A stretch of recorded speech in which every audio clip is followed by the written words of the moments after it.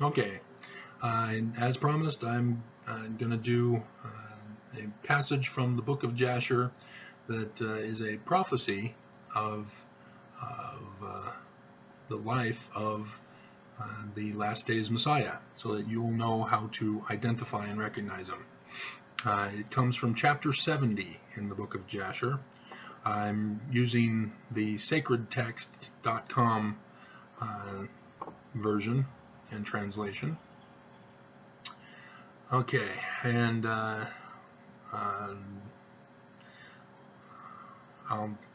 read it and comment.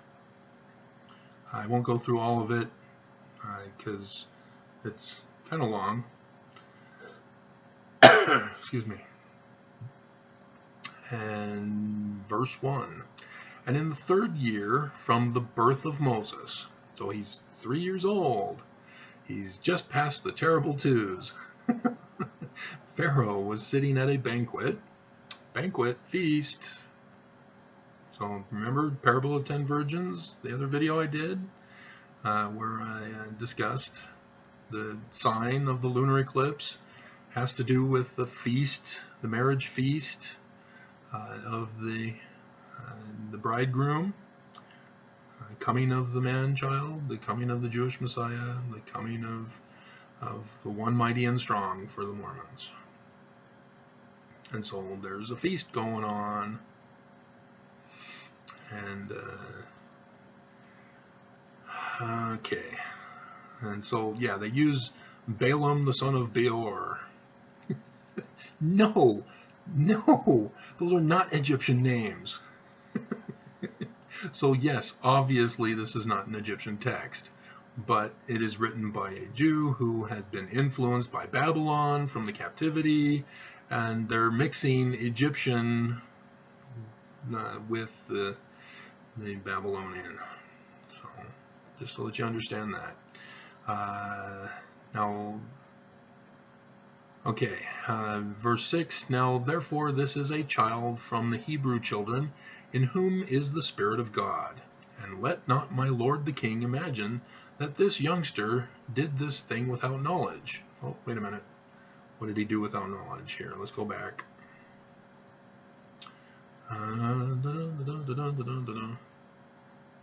Yeah. Verse 2. Okay, maybe I need to pay more attention to this text. So, yeah, I know of the story, but I don't memorize. Remember my discussions about how you guys, we are all educated in regurgitation learning. We have to memorize the information, and then the tests are testing us on our memory rather than on the subject matter, on how well we've learned it.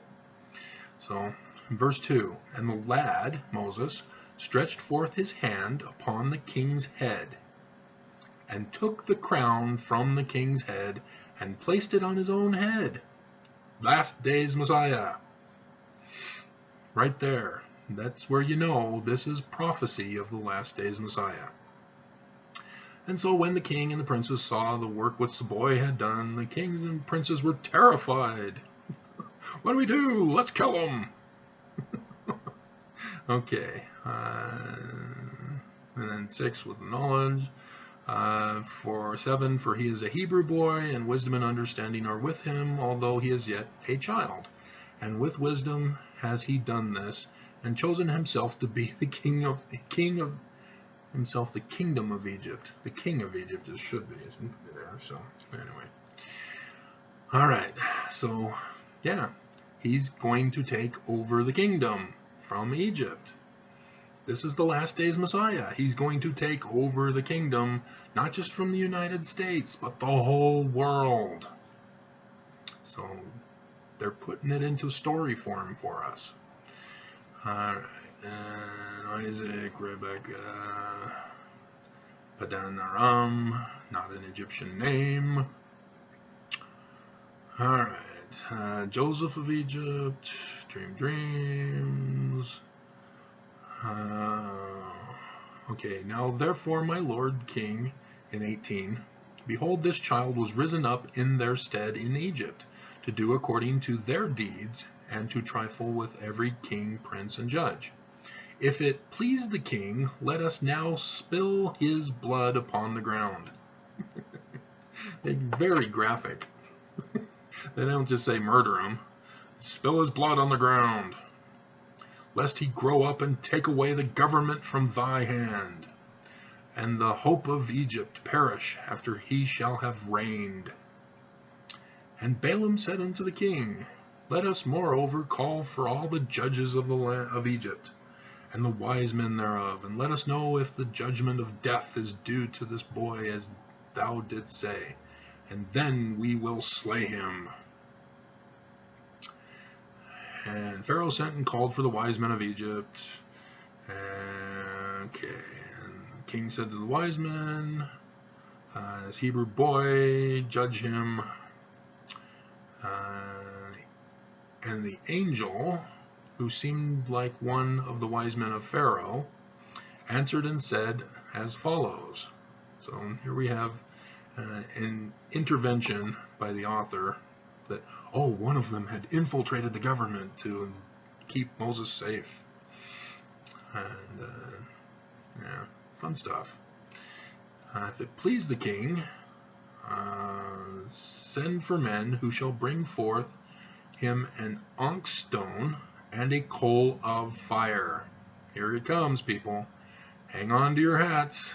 You will now know the identity of this last day's Messiah, and place them before the child. And if the child shall stretch forth his hand to take the onyx stone, then shall ye know that with wisdom has the youth done all that he has done, and we must slay him. But if he stretch forth his hand upon coal, then ye shall know that it is not with knowledge that he has done this thing, and he shall live. Any guesses as to which one Moses chose?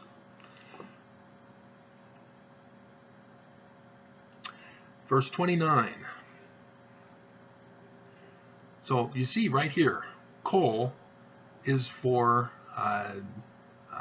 heating. That's what they used coal for.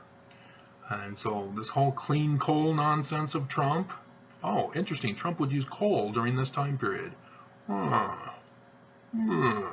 But yeah, the clean coal is nonsense. There is no such thing as clean coal. It's dirty, messy, and if you're in an enclosed room with the coal dust, you die. That's why they have canaries in the coal mines. So if the canary dies, the workers, the humans, need to get out immediately. So, yeah, we've had the canaries already dying for our nation symbolically.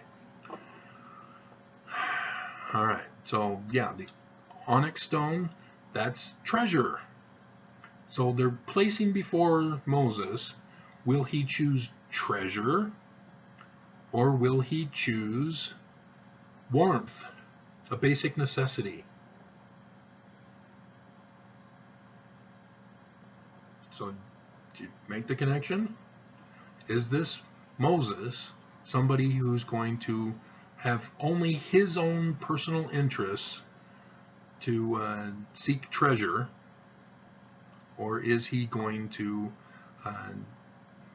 choose to save humanity as a king? So, any guesses as to what he's going to pick? 29. And they placed the boy before them, and the lad endeavored to stretch forth his hand to the onyx stone. But the angel of the Lord took his hand and placed it upon the coal. Do you know what happens when you have a burning coal and you touch it with your hand? Any clue? Oh, Mr. Carter, pick me. You get a blister. And the coal became extinguished in his hand. And he lifted it up, because he's not done. He's burnt his finger, blister on it, and now he's going to put it in his mouth. 3-year-olds typically don't do this by this point. It's usually younger infants that stick everything in their mouth. But usually, once you burn your finger, You stop. But no, more of this last days Messiah is going to happen. He's not only going to touch the coal and get a blister on his finger, he's going to burn his tongue. And sure enough, he puts it in his mouth and burned part of his lips and part of his tongue. And he became heavy in mouth and tongue. So there you go. The last days Messiah, another example. I've already gone through the video in the Old Testament explanation that not as many people are going to. Why not? That's who he is. The Jews made a list of who he's supposed to be. And so the story in the Gospels about Jesus is all a listing of everything that the prophecies are about him. But then he dies, and the Jews say, no, it's not him. We're looking for somebody else because we need somebody who fits all the list. This is the list, people. This is who you're looking for. Somebody who has burnt his finger on coal, got a blister, and someone who has burned his tongue. And that most likely the same coal experience.